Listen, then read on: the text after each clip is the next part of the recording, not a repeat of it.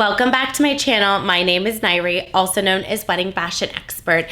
This week we are talking about a checklist of items that you should bring with you when you go to try on wedding dresses.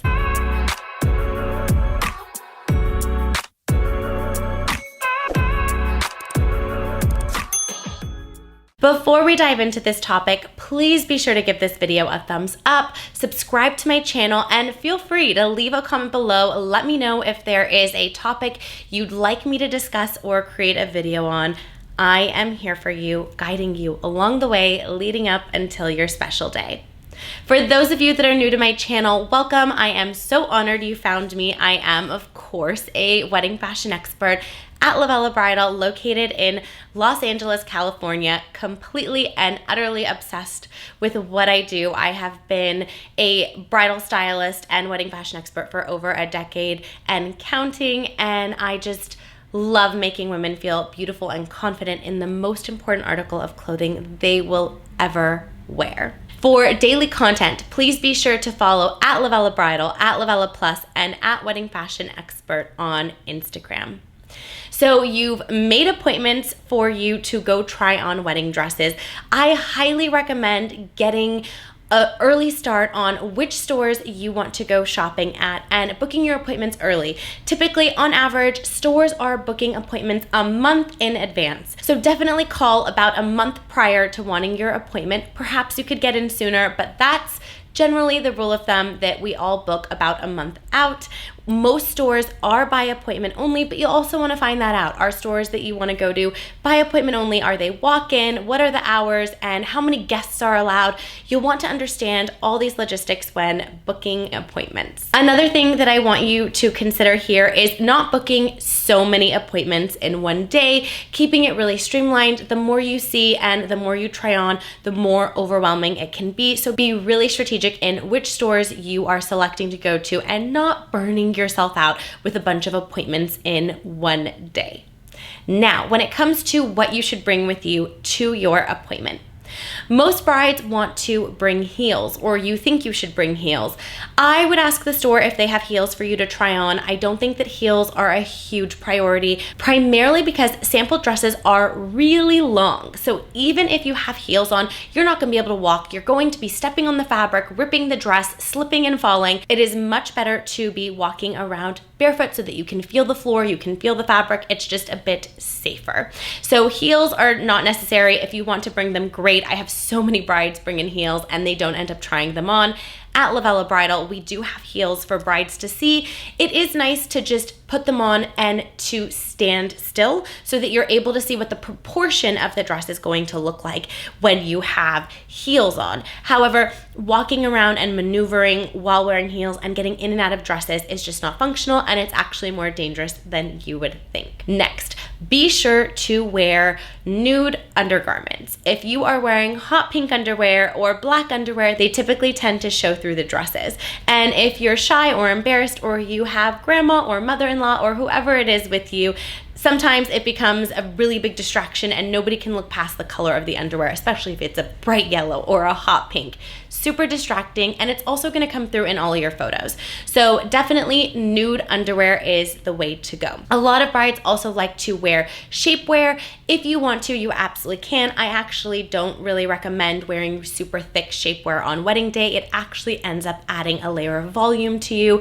I have done a video, and I will link it below, of which undergarments I recommend to wear on wedding day. So I will link that down below for you so that you can watch that and see the products that I recommend.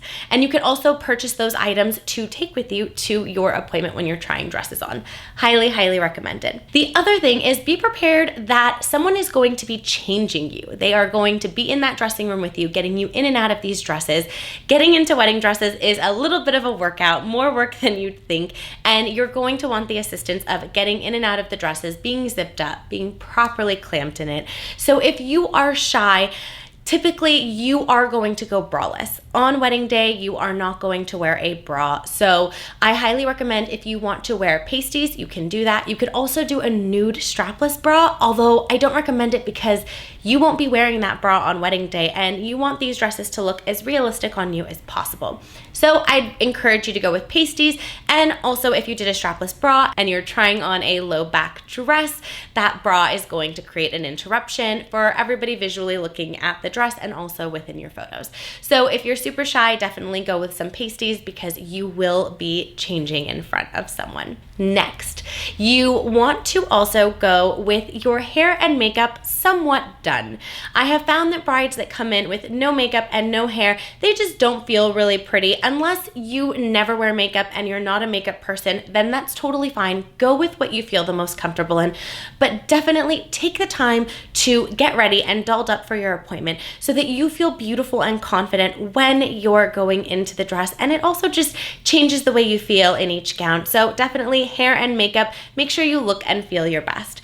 If you're on your period or you're having a really bad day and you're not vibing and you don't want to be trying on wedding dresses, I highly encourage you to cancel your appointment and reschedule for another day. It's not going to be productive for you or for the stylist and your guests, for anyone involved. It just doesn't make sense to go. You'll also want to bring in photos of dresses you've already tried on and that you're loving, or even show your stylist dresses that you've tried on and that you don't love, and show them specifically what you don't love about it.